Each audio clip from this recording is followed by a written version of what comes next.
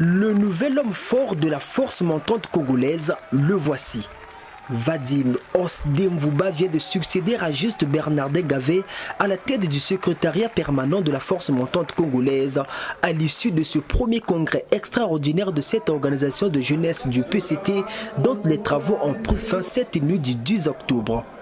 Fraîchement élu avec son bureau de 10 membres, le fils du président de l'Assemblée nationale, membre du comité central du Parti congolais du travail, pense être dans un sommeil sans avoir fermé les yeux. Je vis là un rêve éveillé. En effet, même les plus grands mages de ce pays n'auraient pu l'imaginer. Et dans ce rêve éveillé, le nouveau manager des jeunes du PCT voit être porté à la tête de cette organisation une équipe juste, rassembleur et sans couleur. Sans aucune posture triomphaliste, permettez-moi de vous dire d'entrée de jeu que le seul courant au sein de la force montante congolaise qui vient d'être élevé aujourd'hui est à mes yeux celui de la neutralité absolue. Le présent congrès extraordinaire est, à n'en point douter, le congrès de la dernière chance, le congrès de l'espoir, le congrès qui rendra possible l'impossible et enfin le congrès de l'unité dans la diversité.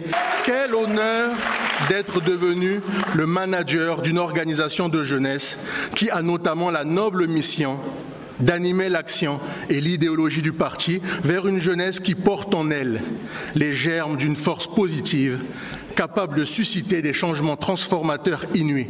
C'est un discours vivant, visiblement bien préparé, le tout premier prononcé par le tout nouveau leader de la FMC. Vadim Mvouba a reçu des mains de Pierre Moussa, le fanion de leur organisation, une image symbolique de ce congrès aux côtés de cet autre, Juste Bernardin Gavé, congratulé par les membres de la FMC après avoir dirigé de main de maître cette force depuis sa création. Désormais, la charge revient au bureau issu de ce congrès qualifié d'espoir par Pierre Moussa. Le secrétaire général du PCT appelle les jeunes au travail tout en leur assurant du soutien du parti.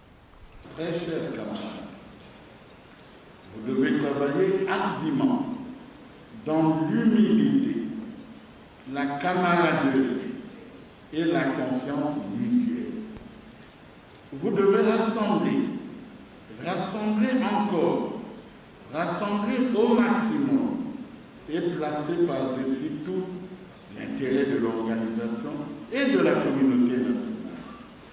C'est donc à bon port que le bateau du premier congrès extraordinaire de la FMC s'est accosté. Désormais union catégorielle après avoir évolué comme association affiliée au PCT, la force montante congolaise qui n'est plus autonome s'est également dotée d'un nouveau texte réglementaire et du nouveau programme d'activité. En sus du bureau, le congrès a élu un comité central de 203 membres et un bureau d'honneur où se trouvent désormais tous les membres de l'ancien secrétariat exécutif.